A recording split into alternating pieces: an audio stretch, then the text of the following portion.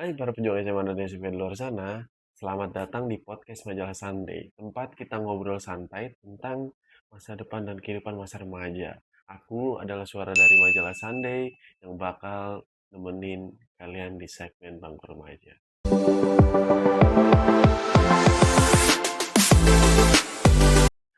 Gue Jason, dan hari ini kita bakal ngomongin topik yang agak sensitif, tapi justru karena sensitif ini kita perlu ngomongin. Pernah nggak denger kalimat ini? Santai aja, itu cuma bercanda kok. Atau lo baperan, introvert emang gitu, semuanya dibawa serius. Nah, hari ini gue mau kita duduk bareng dan ngomongin dengan jujur suara garis tipis antara bercanda atau bullying. Dan kenapa garis itu penting? Karena buat kita pahami sama-sama. Oke, gue mau mulai dari satu pertanyaan yang sederhana tapi jawabannya itu nggak sesederhana itu. Menurut kalian, apa bedanya bercanda sama bullying? Banyak dari kita mungkin langsung jawab, bercanda itu nggak ada maksud jahat kok, cuma iseng doang. Semua orang ketawa, bullying itu yang ada niat nyakitinnya. Kedengarannya masuk akal, tapi coba kita pikirin lagi, gimana kalau semua orang ketawa kecuali cuma satu orang? Gimana kalau canda itu selalu diarahkan ke orang yang sama? Gimana kalau orang itu udah bilang nggak nyaman tapi tetap dilanjutin atau dianggap lebay? Disinilah masalahnya. Kita hidup di budaya pertemanan yang seringkali ngukur kedekatan dari seberapa bebas kita bisa ngeledekin satu sama lain. Makin kasar ledekannya, makin dianggap akrab.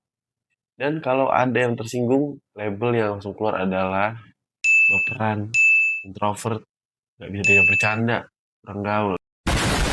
Nah itu hal-hal yang kayak harusnya dihindari. Padahal yang sebenarnya terjadi adalah batas kenyamanan setiap orang itu beda-beda. Dan ketika kita terus-terusan mengabaikan batas itu, atas nama bercanda, kita udah nggak lagi bercanda. Kita lagi nyakitin seseorang. Sengaja atau enggak. Pertama, kenapa kata bercanda jadi tameng yang paling sering dipakai? Karena kata itu karena kata itu aman. Kalau lu ngomong sesuatu yang nyakitin dan orang lain marah, lu tinggal bilang, bercanda doang, sorry. Dan tiba-tiba beban pembuktiannya berpindah ke si korban. Dia yang harus buktiin dia lagi disakitin, dia yang nggak jelasin, yang nggak harus jelasin kenapa itu nggak lucu, dia yang akan dianggap selalu sensitif kalau nggak ketawa. Kata bercanda itu kayak tombol reset yang cuma berlaku buat si pelaku, sementara si korban tetap bawa luka itu pulang ke rumah, tidur sambil nginget-nginget kalimat yang tadi pelaku itu kok ngomongin, yang tadi dilontarin ke dia.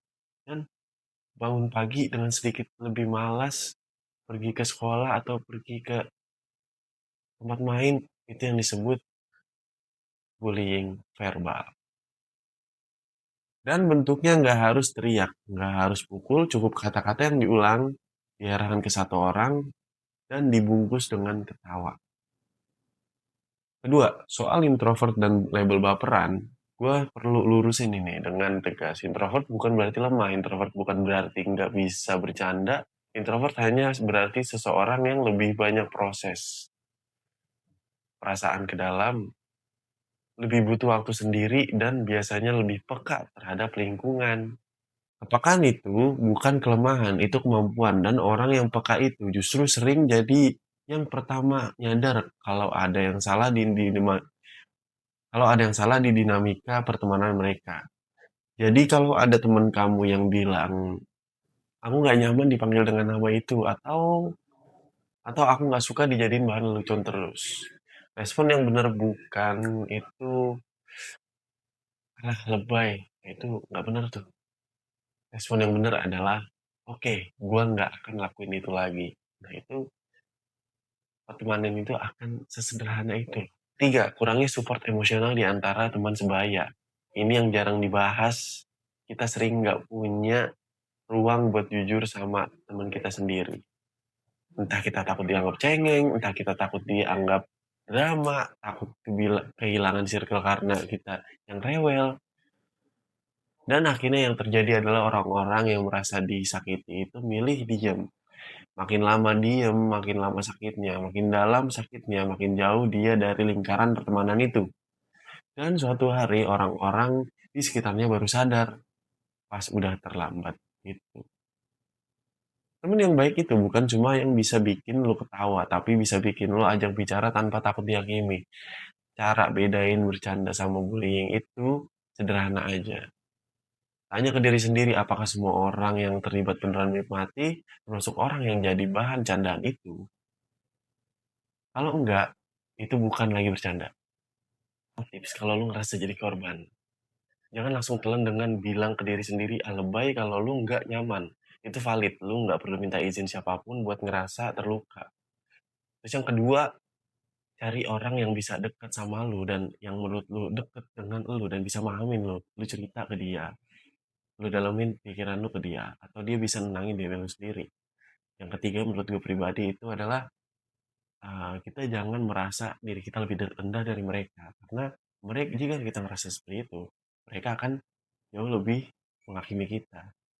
Terus yang ketiga itu, lu bicara langsung ke orangnya, terus nggak perlu marah, cukup bilang yang tenang aja kayak, gue gak suka nih kayak gini, tolong dong dikurangin atau gimana. Itu kayak hal-hal kayak gitu mungkin mereka bisa suka atau enggak. Respon mereka setelah itu yang bakal nunjukin siapa mereka sebenarnya juga. Yang keempat, dokumentasiin kalau itu terjadi di ruang digital atau di chat group atau di media sosial. Itu kalian bisa jadiin screenshot atau bisa jadi bukti. Kalau lu saksi dan ngelihat temen lu diperlakukan kayak gitu, satu jangan ikut ketawa kalau lu udah tahu itu udah kelewatan. Yang kedua, cek temen lu itu setelah kejadian. Kadang kayak satu kalimat aja lu oke nggak? Itu artinya lebih besar dari yang lu bayangin. Yang ketiga, lu nggak harus konfrontasi langsung kalau misalnya nggak berani.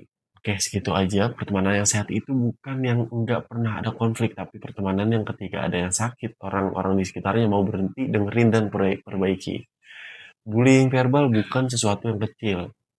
Dia nggak ninggalin bekas fisik, tapi dia bisa menggerogoti cara seseorang yang memandangi dirinya sendiri selama bertahun-tahun dan itu recovery-nya lama banget.